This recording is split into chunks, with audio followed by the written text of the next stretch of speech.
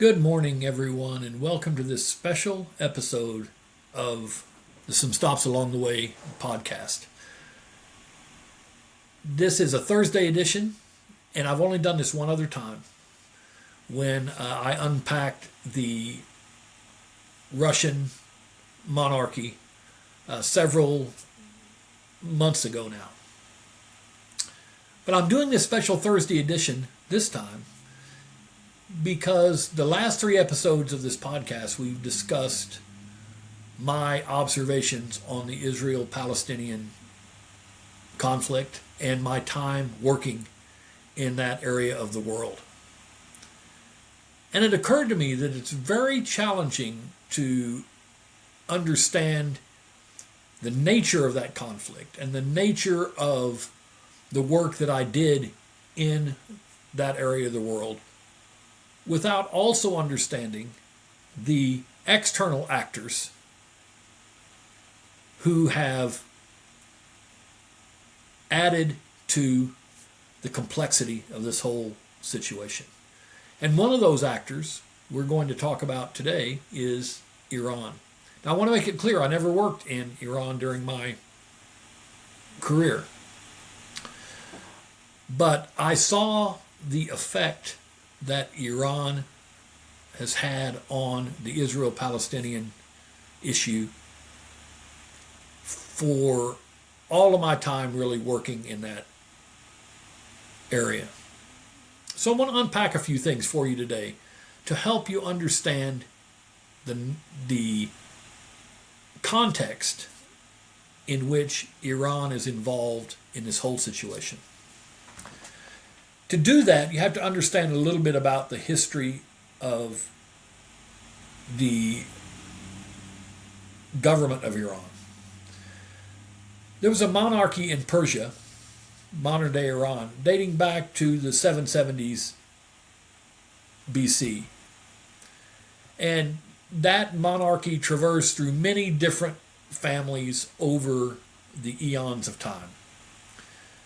But I want to talk about here the more recent monarchy in Iran, which was that of first Shah Reza and then his son Mohammad Shah Reza Pahlavi. Shah Reza came to power in 1925 after overthrowing the ruler that preceded him, and he governed until 1941 when he passed away and his son Shah Mohammad Reza Pahlavi became the Shah of Iran. The son, Mohammad Reza Pahlavi, was very Western leaning. He modernized Iran. Universities were filled. He was widely perceived to be secular, more secular, at least, than many in Iran at that time would have liked, and very much pro-Western. And during this period of the Shah's rule, some issues began to converge that ultimately laid the foundation for his ouster as king in 1979. One of these issues was a growing religious fervor among especially the Shia Muslims in Iran, led by their ruler, the Ayatollah Ruhollah Khomeini. This religious zealotry began really to bubble to the surface during the Shah's reign. And this was exacerbated by the fact that the Shah, while being very much supported by the West, and especially the United States during most of his reign, was considered by the Iranians to be very brutal in terms of squelching opposition. He had a secret police that was widely feared. There were allegations of torture, abuse, and in addition to corruption, where contracts were given to the Shah's friends and family. So all of this was going on at the same time that this religious zealotry, and actually it stoked this religious zealotry among the Shia Muslims. This began to get worse and worse throughout the Shah's reign. And by 1979, it came to a tipping point where the Ayatollah Khomeini returned from exile to Iran, and shortly thereafter, the Shah of Iran, Mohammad Reza Pahlavi, was deposed as king, and the monarchy in Iran ended after many thousands of years.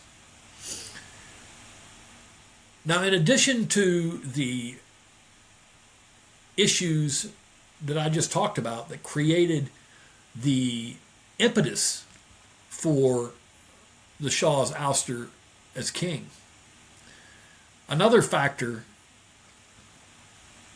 connected to that as well, and that was the lack of support from the Jimmy Carter administration to buoy the Shah and to intervene to keep him in power. I don't think that anyone will know for sure the impetus behind Jimmy Carter's unwillingness to support the Shah. I think that he viewed the Shah as a dictator and one that had been supported by the United States government for long enough. His value system was very much against Jimmy Carter's value system. But the fact is that the lack of support from the Carter administration that led to the abdication of the Shah of Iran, I believe, is one of the top foreign policy disasters in American history. Was the Shah of Iran a quote-unquote bad guy? I think that there's ample evidence that, if not a bad guy, he at least was not a very savory character when it came to how he ruled his country. But he was our bad guy. He was a ruler that we could deal with. He was someone who provided, in his own way, his own somewhat brutal way, stability in that region of the world, and was not an antagonist to Israel. When he was deposed, largely because of the issues that I've discussed and the lack of support from the Carter administration, what we got was also a quote-unquote bad guy, but one that hated us, hated the West, hated Israel. Early on in his administration, the Ayatollah Ruhollah Khomeini called the United States the Great Satan, Israel the Little Satan, and Russia the Lesser Satan. He espoused a policy of antagonism toward Israel and the West that was unprecedented before. And of course, in October 1979, this led to an attack on the United States Embassy where hostages were taken that became a flashpoint in Iran-U.S. relations. From October through December, intense negotiations were held by the Carter administration to attempt to free these hostages, with no success, until December of 1979, when the Ayatollah Khomeini agreed to release the hostages. This was after Carter's defeat by Ronald Reagan in the 1980 presidential election. It's widely perceived that the Ayatollah did this to humiliate the Carter administration. And certainly I think that objective was achieved. But also during his reign, the Ayatollah presided over a debilitating war with Iraq. The causes for this war can be debated back and forth. Some say it was a dispute over territory. But most likely it was a combination of that and the fact that the Iranian majority and the Ayatollah, being Shia Muslim, very much were angered by Saddam Hussein, a Sunni Muslim's treatment of the Shia majority in Iraq. For whatever the reasons, this war occurred from 1980 to 1988, and it was absolutely devastating to the economies of both countries, which were heavily dependent on oil. Collectively, these countries lost about $1 trillion in income during that 8-year period. More than 500,000 people perished on both sides. It was an absolutely devastating war, a brutal war with tactics that were really deplorable, chemical weapons, etc. And the United States and much of the West supported Saddam Hussein in this war because of their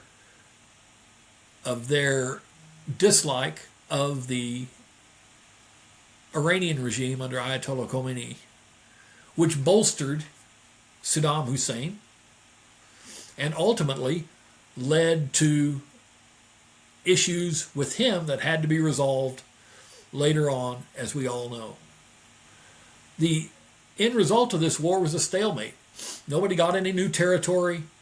The only thing that happened is more than 500,000 people died and more than $1 trillion in income was lost, which severely damaged the economic capacity of both countries.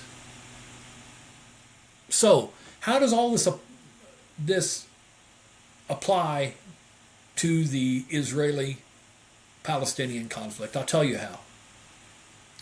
The Iranians have a deep-seated hatred for Israel, a deep-seated hatred for the West, especially the United States, who supports Israel.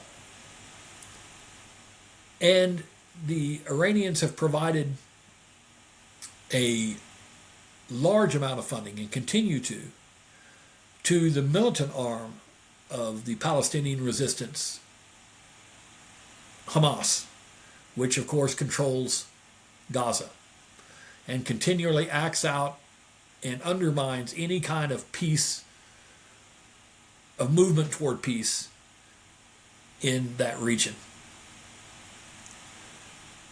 I try never to criticize a political party or a government. I try to stay middle of the road, but I've seen firsthand what Hamas has done to its own people. And it has been economically, politically, militarily devastating for the people of Gaza. And yet Iran funds their budget between 150 million and 300 million a year, thus bolstering Hamas' ability to do what it does. It also provides some funding for the Palestinian Authority as well, and other Palestinian resistance groups. So this continual flow of money and weapons and support has continued to widen the chasm between the two groups, and thus really derail any type of movement toward peace. One last element of this that's interesting, because it seems like Israel and Palestine, the nexus of that conflict, or within the nexus of that conflict, has always been outside influence, either by the British in the early 1900s up until the creation of the State of Israel in 1948, or the United States, which has been a huge supporter of Israel for the nation of Israel's entire existence. But in 2016, Barack Obama departed from the conventional actions of the United States and paid the Iranian government more than $1.7 billion in cash to settle an old claim. But coincidentally, at the time that it was paid in cash, Iran released 4 American hostages that they had held for some time. Now, whether or not this was a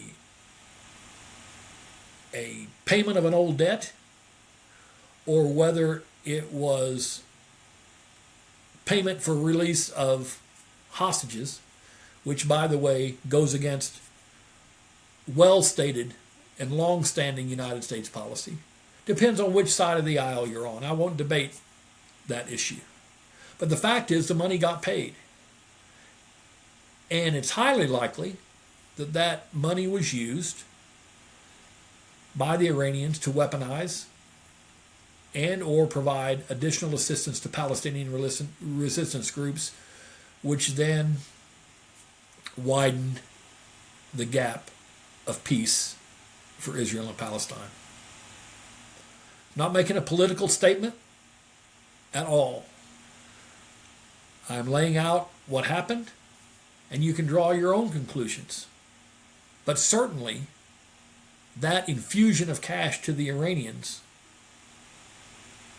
did not in any way smooth the path to peace in Israel and Palestine, and quite likely convoluted it for generations to come. I'll stop right there, but I thought that you would like this context in the overall discussion of the Israel-Palestinian issue, and I hope you've enjoyed it. And I will see you back here on Monday for the next regular episode of Some Stops Along the Way. Thanks for joining me for this special one, and have a great day.